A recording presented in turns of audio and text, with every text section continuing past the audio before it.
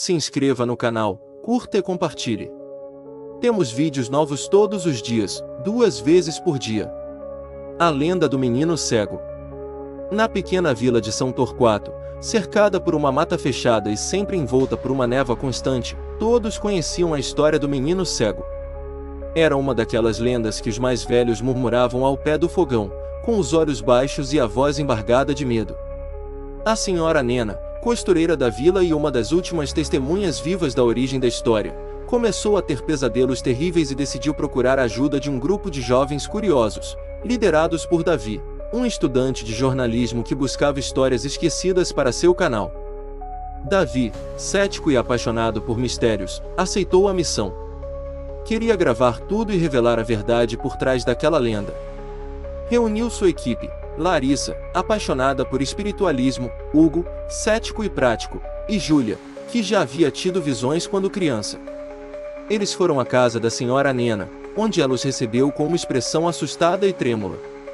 Mal conseguiu olhar nos olhos deles enquanto contava: eu vi ele, vi o menino. E ele falou comigo. Disse que ia voltar. A senhora Nena contou que, quando era jovem, houve um menino chamado Elias, cego de nascença, que era deixado sozinho em casa durante o dia enquanto os pais trabalhavam na roça. Um dia, eles voltaram e encontraram a casa vazia, com sinais de luta e sangue no chão de barro batido. A criança nunca foi encontrada, mas os cochichos diziam que algo da mata o havia levado. Outros diziam que foi um ritual. Houve quem jurasse ouvir seus gritos durante noites de chuva. Nena segurou a mão de Júlia com força, olhando fixamente em seus olhos. Ele não descansou. Algo aqui o prendeu. Vocês precisam libertá-lo ou ele vai começar a levar outros. Davi, intrigado, decidiu gravar a região da antiga casa de Elias, hoje em ruínas dentro da mata fechada, a alguns quilômetros da vila. O clima ficou pesado assim que atravessaram a cerca de madeira que separava a trilha da mata mais profunda. A senhora Nena entregou a eles um crucifixo antigo e uma boneca de pano sem olhos. Isso foi encontrado onde ele desapareceu. O objeto parecia pulsar nas mãos de Júlia, que jurou ouvir um sussurro assim que o tocou. Eles riram nervosamente, mas a tensão estava presente. Algo estava errado, e todos sentiam. Com equipamentos simples, lanternas e uma câmera de visão noturna, partiram para a mata. O caminho era difícil, abafado, com o silêncio estranho que só florestas assombradas têm. As árvores pareciam se mover sutilmente, e em certos momentos, ouviram passos atrás deles, embora não houvesse ninguém. Já na entrada da ruína, o cheiro de ferro velho e terra molhada era forte. A construção estava tomada pelo musgo e pelo tempo. Enquanto exploravam o interior, encontraram símbolos riscados nas paredes, como se fossem entalhados por pequenas mãos. Júlia, que tocava um dos símbolos, desmaiou repentinamente. Davi parou a gravação e tentou acordá-la. Júlia começou a falar coisas sem sentido, com uma voz que não parecia sua. Ele está aqui. No escuro. Nos olhos dele, há silêncio. Hugo e Larissa recuaram, apavorados. Davi tentou manter o controle. Aquilo parecia mais do que uma lenda. Júlia acordou horas depois, sem lembrar de nada. Dizia que sentia um vazio estranho, como se algo tivesse tocado sua mente. Quando ouviram os sons vindos da floresta, passos pequenos e uma respiração fraca, decidiram voltar à vila e reorganizar os planos. Mas o caminho parecia mudado, como se a floresta tivesse crescido mais rapidamente, criando passagens que não estavam ali antes. Durante o caminho, viram algo entre as árvores, uma criança. Cega, com os olhos brancos como leite, encarando-os de longe. Ele não se movia, apenas observava. Quando Davi tentou se aproximar, a figura desapareceu sem som. A câmera não registrou nada. Apenas um chiado estático. De volta à vila, a senhora Nena os esperava com as luzes da casa apagadas. Disse que havia sentido a presença de Elias novamente. Ele viu vocês. E agora, ele não vai mais esquecer. Naquela noite, Hugo desapareceu. Seu quarto estava trancado por dentro, mas havia sangue na janela aberta. Davi entrou em pânico. Larissa começou a chorar, dizendo que estavam lidando com algo além do compreensível. Júlia, por outro lado, parecia cada vez mais conectada com a entidade. Começou a desenhar coisas que não sabia explicar, uma criança de olhos ocos cercada de árvores negras. Buscaram um antigo diário do padre que havia morado na vila nos anos 40. Encontraram registros sobre um ritual proibido para dar visão a quem nasceu sem ela, envolvendo oferendas humanas e invocação de entidades de escuridão. O padre mencionava um nome riscado várias vezes, Eiastur, o olho que tudo apaga. Larissa começou a ter pesadelos com um campo onde todos os olhos eram arrancados.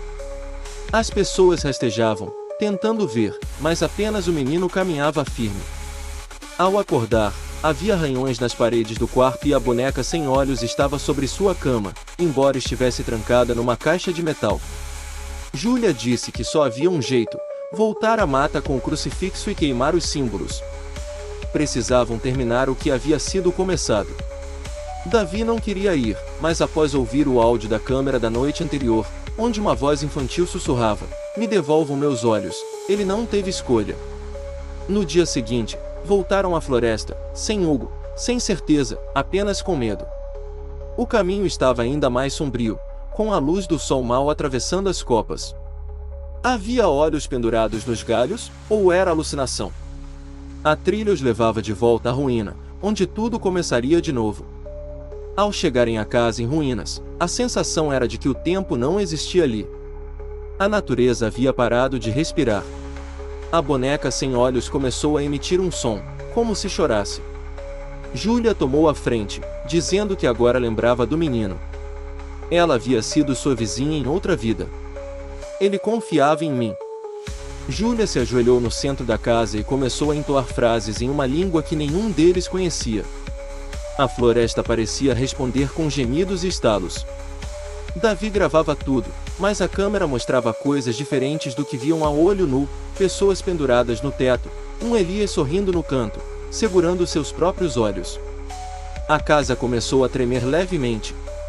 O crucifixo flutuou por um segundo antes de cair e se partir. Larissa gritou. Uma sombra emergiu do chão, lentamente, como se estivesse presa por séculos. Tinha a forma de uma criança, mas a presença era milenar. Elias falava com a voz de muitos: "O que é tirado, nunca retorna." Júlia avançou até a sombra e colocou a boneca aos pés da entidade. Ela fechou os olhos e disse: "Você já viu demais." Nesse momento, a sombra berrou. Uma dor profunda tomou conta de todos. Davi caiu com sangramento nos olhos. Larissa ficou cega por minutos. Tudo girava. A casa desabou parcialmente e a sombra se dissipou no ar. A boneca havia sido queimada sem fogo. Quando abriram os olhos, não havia mais casa, apenas a mata silenciosa. O crucifixo quebrado brilhava por um segundo antes de se apagar. Voltaram à vila, ou ao que restava dela. Nena estava morta, com um sorriso calmo no rosto e a frase "ele voltou para casa" escrita com sangue no espelho. Júlia desapareceu dias depois, sem deixar rastros. Davi fechou o canal. Larissa foi internada. E Hugo nunca foi encontrado. Meses depois, um novo morador da vila encontrou uma caixa enterrada na mata com fitas antigas, gravações das noites dos eventos. Tentou vendê-las, mas ninguém quis tocar nelas. Dizem que quem ouve, vê o menino em sonhos e acorda com os olhos sangrando. Os moradores evitaram falar do assunto. Dizem que a floresta ficou mais escura. Animais pararam de entrar ali. Pássaros não cantam mais perto do antigo terreno. E à noite, ainda se ouve uma criança chamando por ajuda. A lenda agora é contada com mais respeito. Com menos risos. As crianças são ensinadas a não entrar na mata. E a não brincar de esconde-esconde depois do pôr do sol. Porque o menino cego ainda procura. Numa última filmagem encontrada por um caminhante, vê-se Davi já envelhecido, de olhos vendados, falando para a câmera. Ele está aqui. Sempre esteve. E se você ouviu, já é tarde demais. O vídeo termina com um sussurro: "Você me viu." A tela fica preta. E o silêncio que se segue é o mesmo som que só quem cruzou com Elias reconhece: o silêncio branco. Se você sente que essa história merece continuar sendo contada, considere nos apoiar no Apoia-se. Com sua ajuda, podemos trazer mais histórias sombrias como esta à tona, explorando os mistérios que assombram nossa imaginação. https://apoia.se/aleatoriode. Faça parte do nosso grupo secreto do Telegram, faça sua carteirinha de fã enviando um e-mail com o nome completo e foto para o e-mail aleatoriodoriginal@gmail.com.